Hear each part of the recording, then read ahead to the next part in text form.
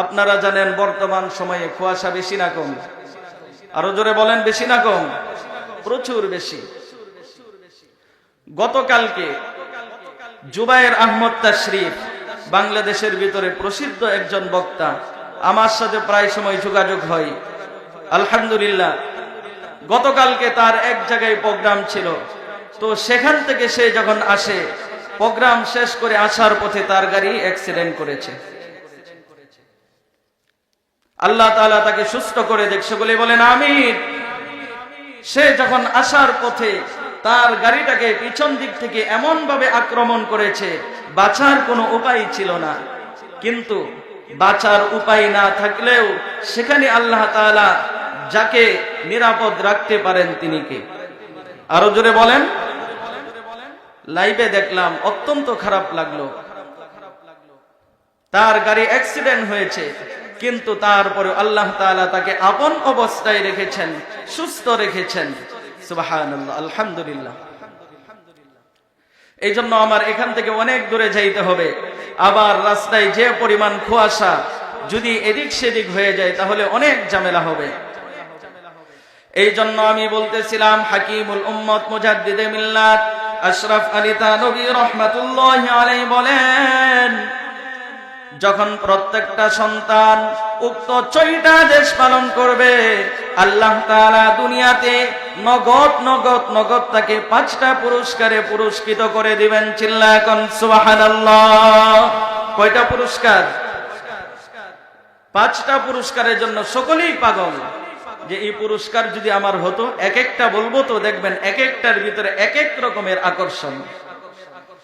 হাকিমুল উম্মত মুজাদ্দিদে মিল্লাত বলেন, তার ভিতরে 1 নম্বর পুরস্কার হলো যে ব্যক্তি পিতামাতার খিদমত করবে, যে ব্যক্তি পিতামাতার সেবা করবে, যে ব্যক্তি পিতামাতার উক্ত 6টা আদেশ পালন করবে, তার 1 নম্বর পুরস্কার দুনিয়াতে আল্লাহ তাআলা তাকে যেটা দিয়ে দিবেন সেটার নামই হলো আল্লাহ তাআলা ওই সন্তানকে দুনিয়ার জমিনে দীর্ঘ অনেক হায়াত দান করে দিবেন। চিল্লায়া কোন সুবহানাল্লাহ।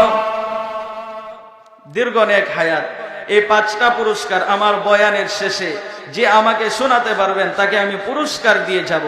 এই জন্য খুব ভালো করে শোনার দরকার আছে না নাই? আরো জোরে বলেন। একদম সহজ। 1 নম্বর কি বললাম? দীর্ঘ অনেক হায়াত। আমি গত কয়েকদিন আগে, 2 দিন আগে সম্ভবত শেরপুর গিয়েছিলাম। সেখানে একজন লোকের সাথে আমার কথা হয়েছে, বকশীগঞ্জ। লোকটার বয়স হলো 110 বছর। কত বছর? আরো জোরে বলেন, কত বছর? বানিয়ে বলছি না, বানিয়ে বলছি না, আল্লাহকে সাক্ষী রেখে বলছি। লোকটার বয়স কত? 110 বছর। সেখানে প্রোগ্রাম শেষ করে উনি যখন উনার বাড়িতে আমাকে নিয়ে গেলেন, কথা বলতে বলতে বলতে বলতে উনি বিভিন্ন ধরনের ইতিহাস বলতেছিলেন। উনি বলতেছে, হুজুর বর্তমান সময়ে আমার বয়স রানিং হলো 110। আমি শুনে হতভম্ব হয়ে গেলাম, কিরে একজন লোকের বয়স 110, এরপরেও তার চলতে কোনো লাঠি নাই, তার ভিতরে কোনো কিছু নাই। শুধু তাই না, আমাকে বিভিন্ন ধরনের রং বেরঙের পিঠা দিয়েছে, শীতকালীন পিঠা। পিঠা খাচ্ছি, আমি খাইতে পারছিলাম না। কিন্তু উনাকে দেখি আল্লাহ তাআলা উনাকে এত পরিমাণ সুস্থ রেখেছেন, টকবক টকবক টকবক করে খাচ্ছেন। সুবহানাল্লাহ। বয়স কত? আরো জোরে বলেন, বয়স কত? এই জন্য যদি পিতা মাতার খেদমত করেন, পিতা মাতার সেবা করেন, পিতা মাতার উক্ত 6টা আদেশ পালন করেন, আল্লাহ তাআলা আপনাকে আমাকে দীর্ঘ হায়াত দান করে দিবেন। 70 হয়ে যাবে, 80 হয়ে যাবে, 90 হয়ে যাবে, 100 হয়ে যাবে, 110 হয়ে যাবে। এরপরেও বোঝা যাবে না যে আপনার বয়স হয়েছে কি হয় নাই।